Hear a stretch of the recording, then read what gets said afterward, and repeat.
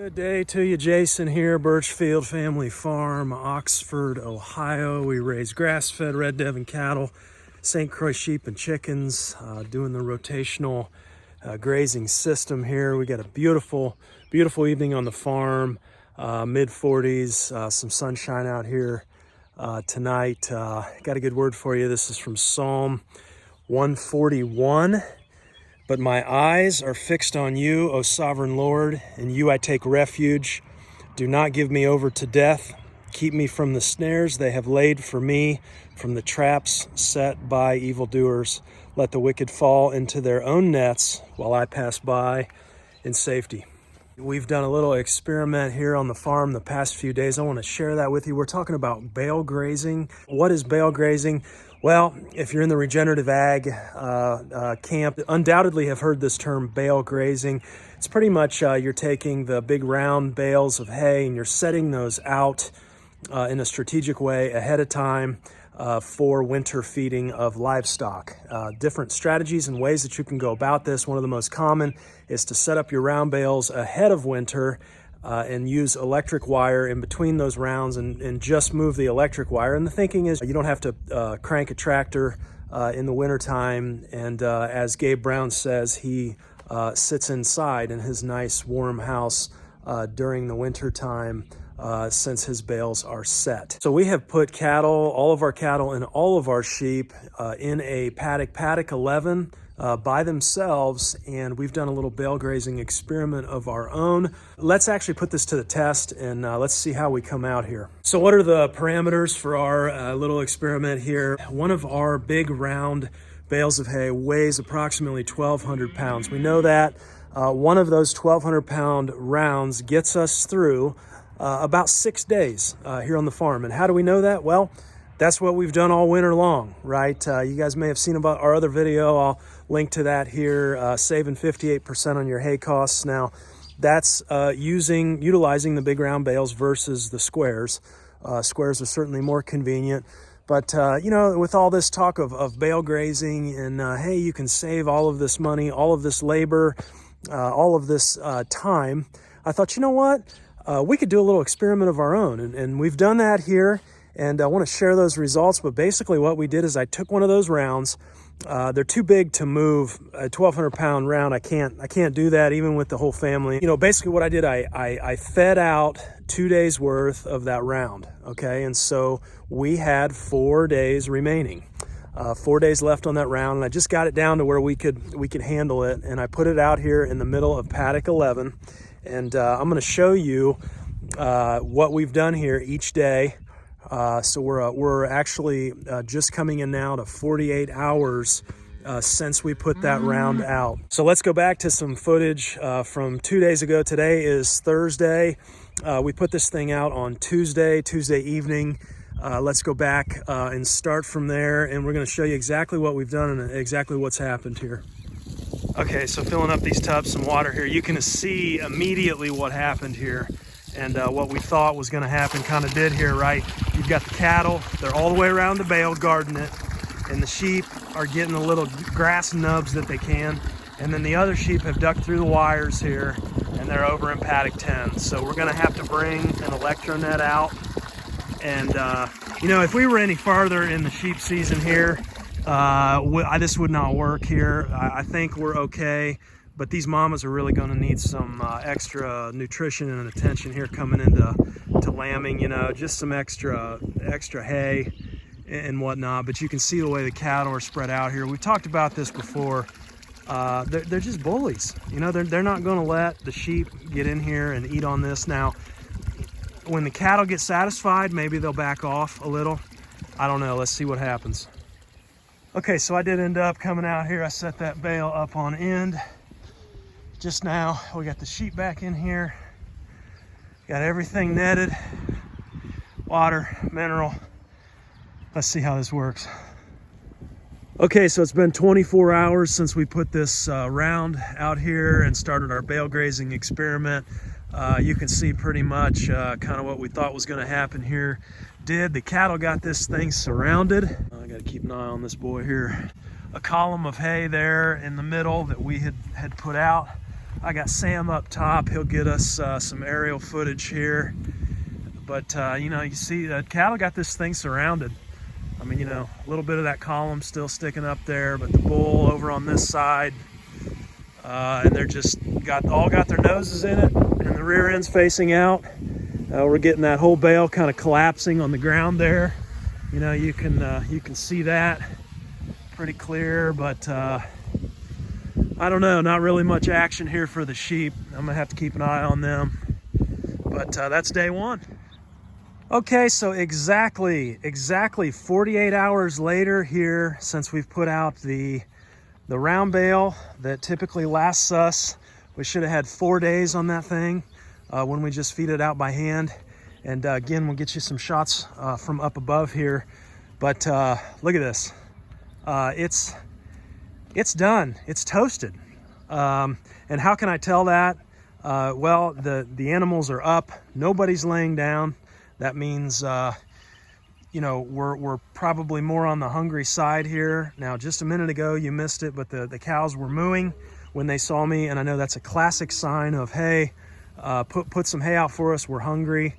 You can see they've abandoned the central site here. I got to keep an eye on these rams here so I don't get blasted in the back end. But you know, you can see here, just yeah, I've got one calf there that's still on this, but it's toasted, it's shot. Everything that's there now, you know, they'll if they go over to this, you can see I've got one cow there, one heifer that's just nibbling just a little bit, but see how she's sniffing around? She's kind of sniffing around and going to different spots. I mean, that's because all that's been stomped on. Everything you see left has been stomped on, it's been pooped on, and it's just been ground down in, and you can see right there that big pile of poo and hay, and it's done. So 48 hours of feeding here. What does this mean for us? Well, typically this bale, when we break these bales down with our saw and feed them out, we would have gotten 4 days out of this bale. So, you know, a 1,200 pound bale is lasting us 6 days. It's a couple 100 pounds a day is what we put out in hay. And with the sheep and the cattle, that's about right. You know, if we figure around 7,000 pounds of live weight here, live weight animal on the hoof, you know, 3% comes pretty close to 200 pounds a day. And so there's not really much of a debate here, okay? What we see with bale grazing in our situation here is a 50% reduction in that hay, in how far we can feed out that hay. We've usually get 4 days, we got 2. There's no arguing with that. I mean, that's just what happened, and you can see, you know, all that's been trampled, that's been manured on, you know, it's all wasted. Now, some folks make the argument like, well, yeah, but that's, you know, that's your soil fertility, and you're putting down those nutrients, and I don't disagree with that.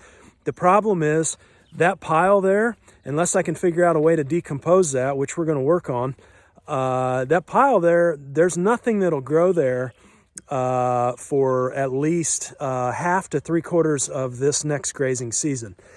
You know, you can't really make an argument for productivity, at least not in that next grazing season. You can't argue that either. So what does this mean for us? Well, on our small farm here, we feed about 10 tons of hay a winter. So if we wanted to bale graze, we would need to bump up and feed 20 tons of hay.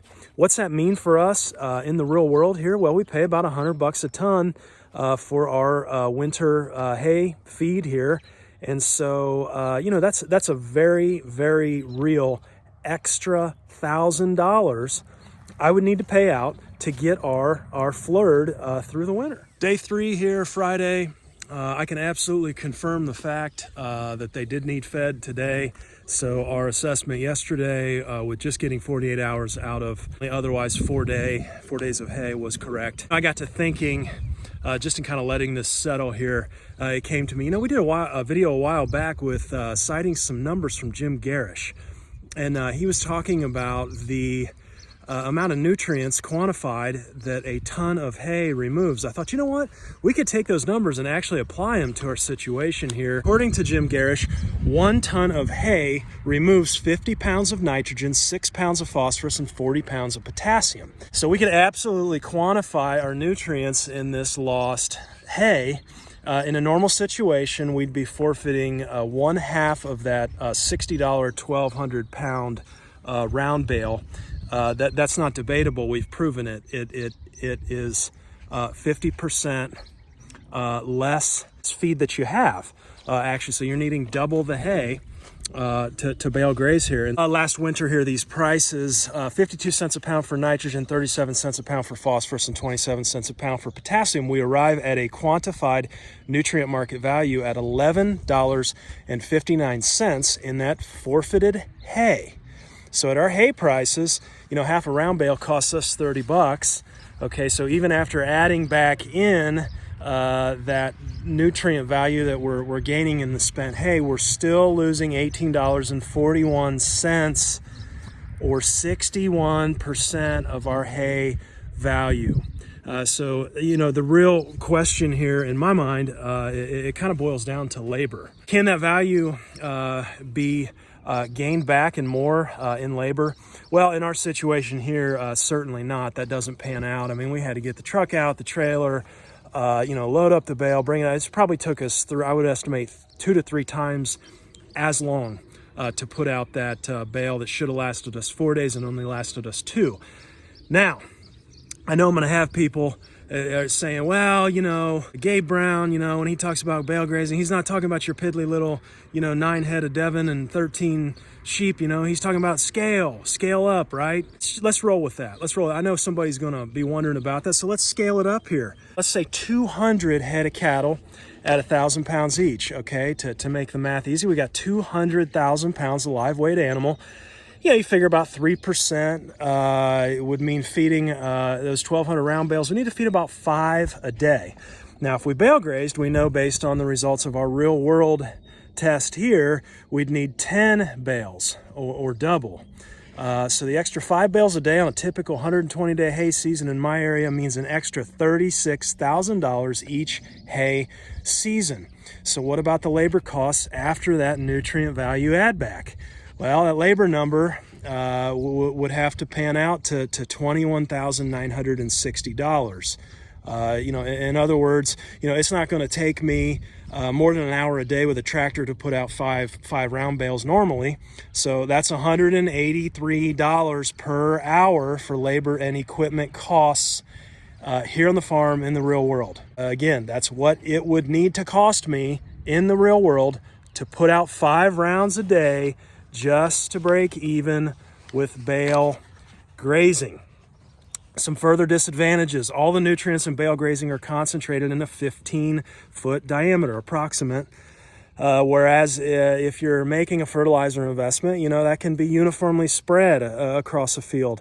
What about hay degradation and loss of feed quality when you set round bales out ahead of time? You know, right now our bales are covered and dry, and that really maximizes nutrition throughout the winter feeding time. And the last point, we're really not even figuring in any extra labor and equipment costs that it takes a farmer to set out and set up for the actual bale grazing event. There's bales to move and electric wire to install. You know, we're not even figuring any of that here. So in real world dollars, bale grazing is going to double your hay cost. We know that, we've proven it. So I can't see a way, you know, really that the laziness of not working through the winter justifies the additional costs here. You know, even at scale running those numbers, I try and think about, you know, extenuating circumstances. What if you lived, you know, a half hour away from your farm, you know, and you had really bad land, and you had money for double the hay costs, but didn't have money for fertilizer somehow. You know, I don't know how that would check out, but you know, I guess you would consider bale grazing. Yeah, go on, come on, big.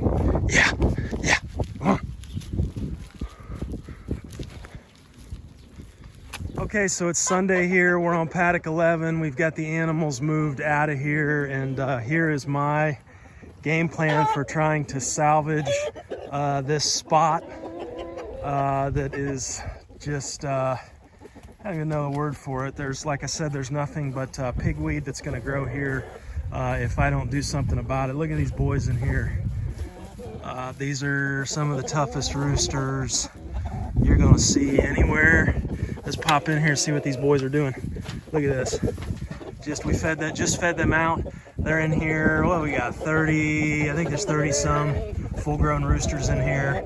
And they're just, I mean, you can see that spent hay, that cattle manure, and then just feeding them out. They're digging through that, scratching, pecking, fighting, making their rooster calls, about 30 of them every minute. This is it though. This is my plan, and so what I want to do, let's put down, mix in some of that chicken manure here, nitrogen, and then I want to come behind this after we've done that, rough it up a little more, and let's put our cover crop seed in here then. Will it be too much and burn it? Well, we tried that warm season grazing mix over where we fed out cattle in that winter paddock last year, and that warm season grazing mix, that sorghum especially, it did phenomenal there. So I don't know, little cover crop, little chicken action here might just remedy, maybe improve the situation. You know, this really begs the question, why do farmers feed hay in my area twice a day through our 120-day hay season? And they do that because putting out only what the animals will consume saves you lots of money, and the additional labor of putting hay out twice a day is absolutely justified. You know, I love all of the outside-the-box thinking with regenerative agriculture, but this is a situation that it just doesn't pencil out no matter how you run the numbers, which brings me to my last point. As small, independent farmers, it's critically important